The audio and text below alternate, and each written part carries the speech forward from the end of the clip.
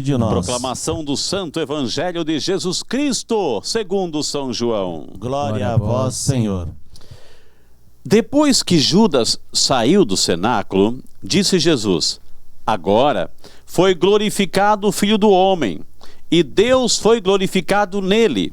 Se Deus foi glorificado nele, também Deus o glorificará em si mesmo, e o glorificará logo.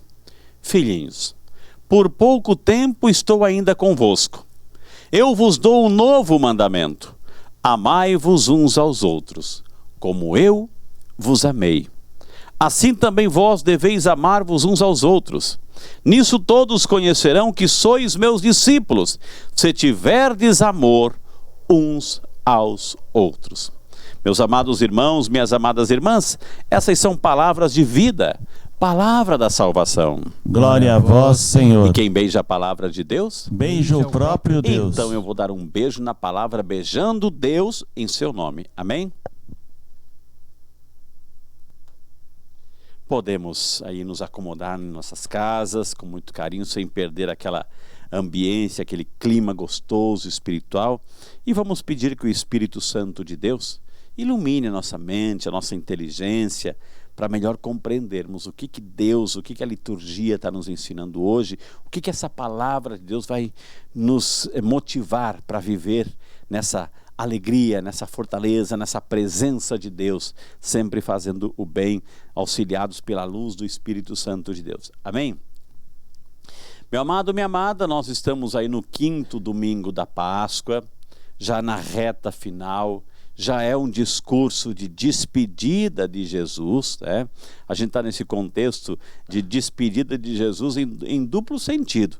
A despedida de Jesus dessa terra, porque o contexto, a gente vai ver daqui um pouquinho, é o contexto de paixão, mas ao mesmo tempo, como nós estamos no 5º domingo da Páscoa, também é um contexto de despedida de Jesus, porque depois de ressuscitado, vem a ascensão, ele volta para a casa do Pai, para depois nos enviar o Espírito Santo de Deus. Então, duplamente esse evangelho fala desta despedida. E a gente pôde perceber, meu amado, minha amada, nesse contexto, né, só para a gente entender onde que está se dando essa cena de hoje. Eles estão no cenáculo, né? O cenáculo, né, é aquela casa que Jesus pediu para preparar. O dono dessa casa, a família dos donos dessa casa é do evangelista São Marcos, ou chamado também João Marcos. Ele tinha uma casa, né? O andar de cima foi onde Jesus instituiu a Santa Ceia, naquela quinta-feira santa, e é nesse contexto que nós estamos, e foi mesmo nesse mesmo local que também os discípulos que se reuniam ali em Jerusalém, era nessa casa que veio a efusão do Espírito Santo, o dia de Pentecostes. Então foi exatamente nesse local. E a cena que está acontecendo é uma cena que aconteceu naquela quinta-feira santa. Por quê? Porque Jesus estava reunido com os seus discípulos e ali a gente sabia que Judas já havia perdido a fé em Jesus. Olha que interessante, Judas já havia perdido a fé em Jesus. Ele estava com o grupo não porque acreditasse mais em Jesus. E Jesus sempre dando a chance para ele, minha gente. Jesus sempre dando a chance para ele ter uma nova perspectiva, para ele ter uma nova vida, uma nova oportunidade, sempre dando a chance para Judas. Tanto é verdade que no momento em que, e aconteceu um pouquinho antes dessa cena, que Jesus falou da sua angústia: um de vós há de me trair. E aí houve aquele burburinho, até que Pedro pediu para João pergunta para Jesus, e aí Jesus fala assim: é aquele que eu pegar o pão e colocar no molho e entregar. Ou seja, esse era um gesto que o mestre fazia quando queria destacar alguém, quando queria dar um privilégio para alguém, quando queria distinguir alguém, quando queria dar uma importância para alguém. E Jesus fez isso para Judas. Jesus fez isso para Judas, porque Jesus até o último instante, estava tentando salvar a vida daquele homem, minha gente. Salvar a vida, a oportunidade para que ele ali mudasse, para que visse Jesus com os outros olhos, mas não adiantou mais. Judas já estava contaminado, Já estava, e Jesus respeita a liberdade humana. E é isso que é o mais lindo do Evangelho. Jesus respeita a minha liberdade, Jesus respeita a sua liberdade. E ali ele tentou de tudo salvar Judas. Jesus veio para isso, para nos tirar das trevas, do erro, do pecado, e nos resgatar. Por quê? Porque nos ama. Porque nos ama. Só que o pecado já havia entranhado no coração de Judas. E Judas já havia decidido trair Jesus. E a cena começa justamente, a cena do Evangelho de Deus começa assim, quando Judas, ele sai dali. Quando Jesus fala assim, Judas, o que você tem que fazer, faça logo. E aí Judas saiu da sala.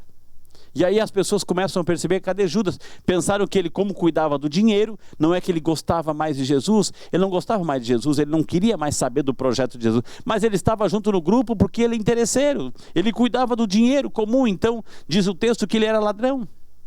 E Jesus deu a oportunidade para ele melhorar, inclusive disso, confiando a economia do grupo para ele. E é por isso que ele sai dali, e ao sair dali ele vai negociar a traição. Ele vai negociar as 30 moedas de prata. Ele vai negociar a forma como ele vai entregar Jesus. E quando Judas sai da sala, é aí sim que Jesus dá esta sentença. Agora foi glorificado o Filho do Homem. Poxa, agora foi glorificado numa traição. Numa cena em que alguém que estava convivendo com o grupo sai dali para vender Jesus, para trair Jesus, para começar o processo de prisão de Jesus, e tudo aquilo que a gente viu na sexta-feira santa, na quinta-feira santa, a prisão de Jesus, a tortura, a flagelação, o coração de espinhos, o caminho do Calvário, a morte de Jesus, a paixão de Jesus. Como é que Jesus vai dizer isso? Agora foi glorificado o Filho do Homem. Ele poderia muito bem ter dito isso e a gente entenderia. Justamente ele poderia ter dito no domingo da ressurreição, agora foi glorificado, porque eu ressuscitei. Mas Jesus não disse isso na ressurreição, disse antes. Porque justamente foi para isso que ele veio. Foi para isso, para ser entregue, para morrer pelos pecadores, para morrer por mim, para morrer por você. E é nesse momento que ele toma essa decisão de entregar a sua vida, é que Deus começa a glorificá-lo. É que aí começa o processo, aquilo que é doloroso, aquilo que é a morte. Para Jesus, o processo da paixão, começa o processo da glorificação, porque ele veio para esta hora, e esta hora se aproximou, chegou. Na medida que Judas saiu dali para entregar Jesus. Mas é naquele momento ali, em que Jesus, entregando a sua vida, e nós revivemos tudo isso, que vai acontecer algo extraordinário, minha gente. E é sobre isso que a segunda leitura fala. O livro do Apocalipse, eis que faço nova todas as coisas, eis que regenero todas as coisas, que restauro todas as coisas. É a partir desse momento da entrega de Jesus, da morte de Jesus na cruz, que o novo céu e a nova terra começam a acontecer. Porque ele entrega a sua vida, a sua paixão, para nos garantir a vitória. E olha que interessante, é no momento de angústia, no momento de dor, no momento de tristeza, no momento de traição, em que Jesus fala da glorificação. Às vezes isso acontece comigo e com você. Passamos por momentos difíceis que a gente não entende, a gente não percebe, a gente acha que estamos passando por uma grande tribulação, uma grande prova. Um momento difícil, um momento parece que a gente se sente abandonado pelos amigos, pela humanidade inteira, até mesmo por Deus. Porque a gente não consegue ver o além. Mas tudo tem um propósito. Tudo tem um propósito. Quando Jesus fala assim que agora chegou o momento da glorificação, que era o momento da entrega da sua vida, que começou a sua paixão, a sua dor, a sua angústia, a sua entrega, a sua verdadeira paixão, é o momento da glorificação. Então isso nos ensina uma grande lição, meu amado, minha amada. Que quando a gente está atravessando um momento difícil, quando a gente está vivendo uma situação complicada, delicada, parece que não tem mais solução, não tem mais resposta, é aí que a gente vê a mão de Deus agindo. É isso que nos ensina o Evangelho de hoje. Quando a gente experimenta uma situação dolorosa, que parece que não tem saída, parece assim que a gente está com um trator em cima da gente, um grande peso em cima da gente, é nesse momento que a gente depois vai perceber como Deus estava agindo e que era necessário a gente passar por aquele momento para nos fortalecer, para a gente ficar mais forte, para a gente crescer na fé, para a gente crescer na confiança, para a gente crescer na esperança de que Deus é que está no comando e que as coisas não dependem de nós. É que Deus é Deus que está no comando, e se a gente quer ter o controle de tudo, a gente vai se perder. Mas no momento de dificuldade, no momento de angústia, no momento de sofrimento, de dor, se a gente consegue confiar, esperar, acreditar e perceber que ali naquele momento Deus está agindo porque Ele passou por isso e que era necessário a gente passar por isso também, mas sem perder a fé, sem perder a convicção, sem perder o amor, aí sim chegou o momento da glorificação. Passando por essa dor, passando por essa angústia. Então que esse evangelho de hoje, que essas leituras de hoje, veio a primeira leitura, os apóstolos animadíssimos, pregando, os pagãos se convertendo, dificuldades tiveram, mas claro, todo o tempo. Mas desistiram? Não desistiram, porque uma força os motivava. A força do Cristo ressuscitado, a força da fé, a força da esperança.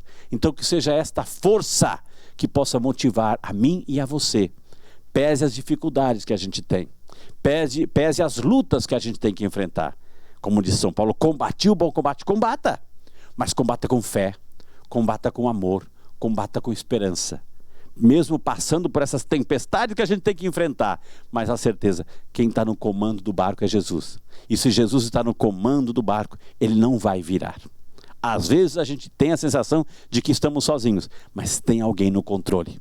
E esse alguém no controle está lá, por quê? Porque acredita em mim, acredita em você. E só diz assim, ó, espera, não desista, mantenha-se firme, não perca a sua fé, não perca a sua esperança. Porque o amor, acima de tudo, é que haverá de vencer. Amém? Creio em Deus.